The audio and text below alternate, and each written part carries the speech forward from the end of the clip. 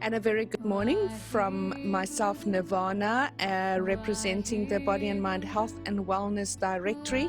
And this morning I'm chatting to Dyan Belonje. Belonje, yeah.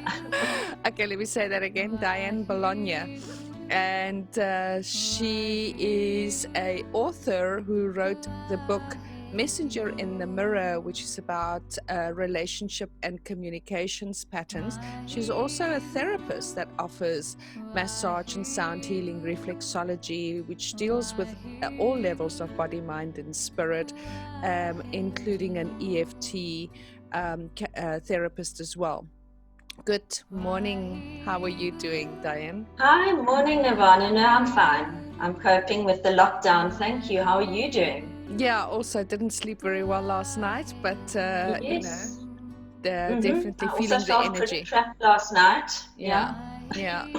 So let's talk about the positive things. As an author of relationship and communication patterns, obviously there's a lot that we are losing out at the moment with regards to the social gathering and being able to be together. But there's also huge stuff happening with families being trapped in four walls, and all of that relationship irritability is now really amplified, where the husband doesn't go to work, or the husband and the wife, but they are really together. So if you can give us a little bit first about your background, and I see you're a metaphysical and medical industry and medical technologist. So I mean, there's a lot of things there which I love. So yeah, just give us a little bit about yourself, and then what is it that you can give people who are watching this? All right. Okay, so my background, I spent most of my life in the medical industry as a medical technologist working in laboratories, and I'm also in the pharmaceutical industry as a sales rep, in sales and marketing. So I'm very much involved in science, and also project managed clinical trials and did laboratory management in 7 countries in Africa, not to manage their laboratories, but to project manage a malaria study in Africa. So my background is strongly science, and but I believe that science and spirituality are very intertwined, and they work well together on many different levels, especially vibrational healing and this energy healing and quantum healing that people are speaking of now. We are so interconnected through how we think and the waves, the energy waves that our thoughts send out, and how our bodies are in constant resonance with the environment. And that is one of the primary things that actually attracts us to people, is our resonance, and we even use that in our language. Like, you're either in sync, or you might even say that person doesn't resonate with me, or this message doesn't resonate with me, because it's how it aligns with our current vibration. And we are at a time in our planet's evolution on a spiritual level where we are raising the vibration of the planet, and we need to focus on the vibration of love, to choose that over fear. If we choose fear, we're going to be sucked down into negative thinking, and it is actually something that can make us ill.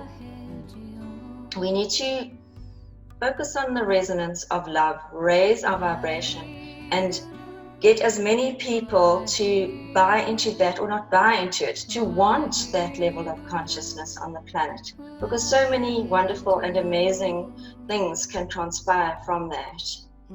And as you said earlier, this lockdown is a real test of our endurance as far as relationships are concerned, because on the one hand, said, you can get people who are pushed into lockdown together, who are now having enough of each other.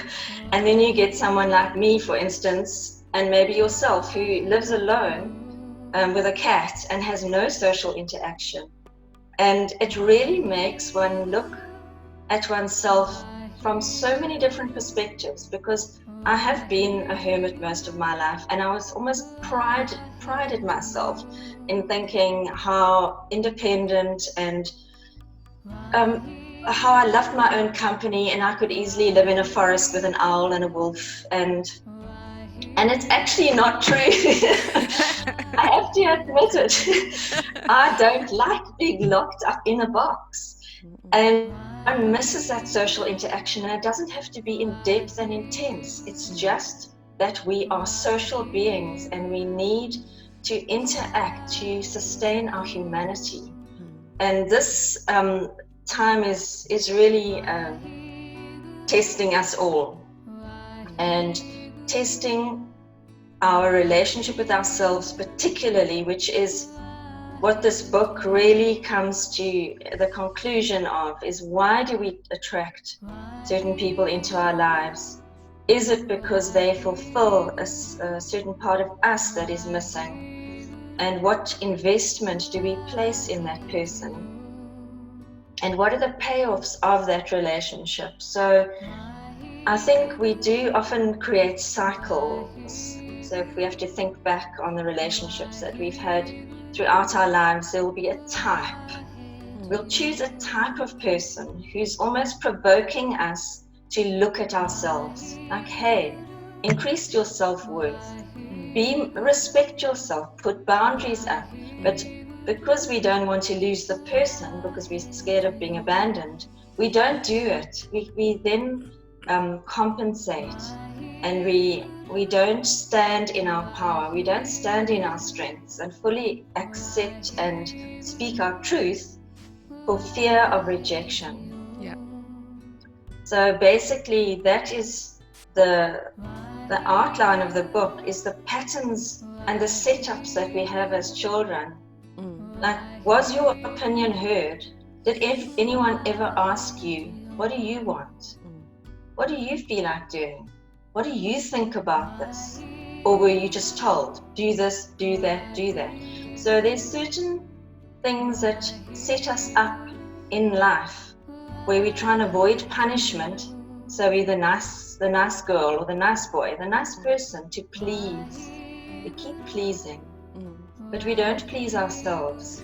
And let me ask you, Dyan, for children during this time, especially, we know that the formative years from, I think it's up to 7 or 9, it depends. Yes, 7. That's right. And so children that's going through this right now, this is going to have a huge psychological effect when they are older.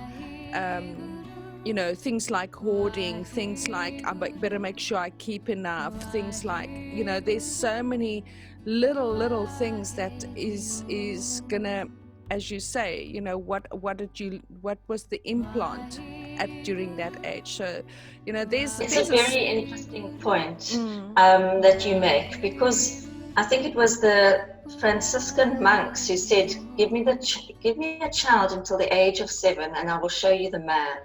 Yeah. So children up to the age of 7 are still in a very almost meditative, the brain is very susceptible to sponging up information and very fantasy.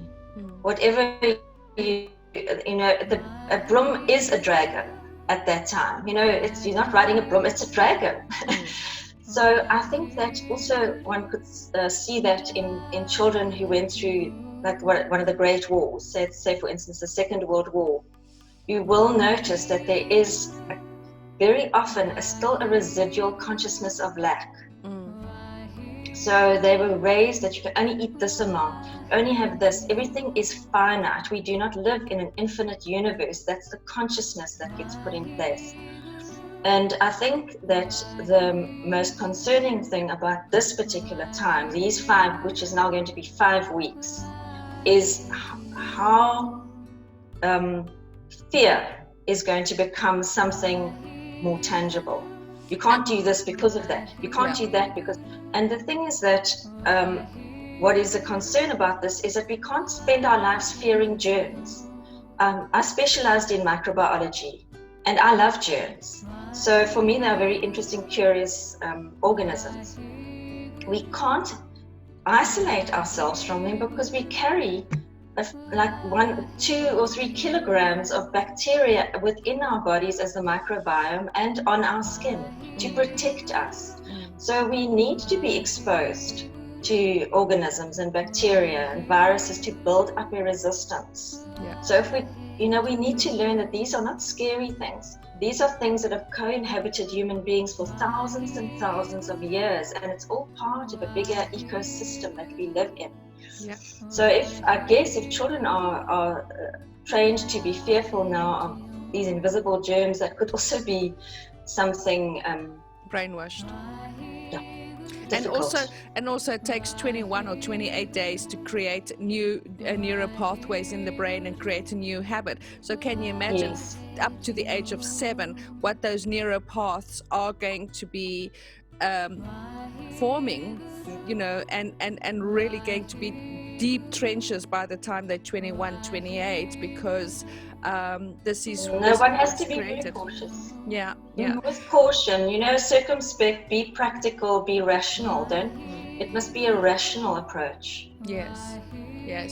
So with this book of yours, Messenger in the Mirror, which I absolutely love, so few of us look at ourselves in the mirror or can see this person that we are arguing with or calling names is really just a mirror of us. You have something that you are offering the Body and Mind listeners. If you could give that to us and how they can get hold of that. Yes. Okay, so I'm offering 10 free ebooks of Messenger in the Mirror. And anyone who's interested, I'll probably have to say that the first 10 people who email me or WhatsApp me will be issued. I'll organize this with the publisher that they are issued with an ebook of Messenger in the Mirror.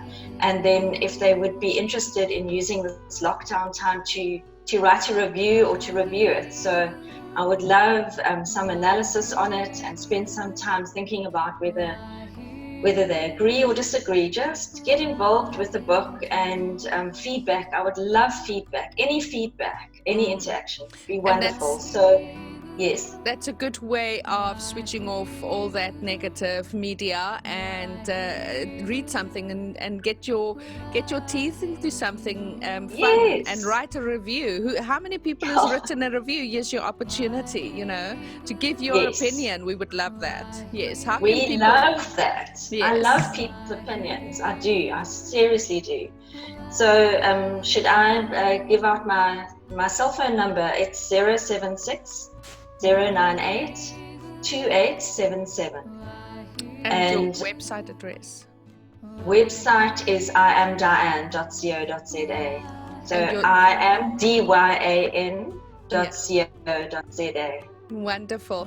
And please don't forget, you can also go to the Body and Mind website, which is bodyandmind.coza. You can also download the Body and Mind Health Directory app from your Apple as well as in your Android Play stores, and you can search for Dyan, Dyan, in the search bar, and all the links to her website and contact details will be on the Body and Mind website. Great. Thank you very much for that beautiful offer, and you're welcome. Let's as you say, let's keep things positive and stay away from the negative and keep the love that is most important. Yes, indeed, definitely. Thank you so much, Nirvana. Thank you very much, Dyan. Have a lovely morning. You too. Thank you. Bye-bye. Bye.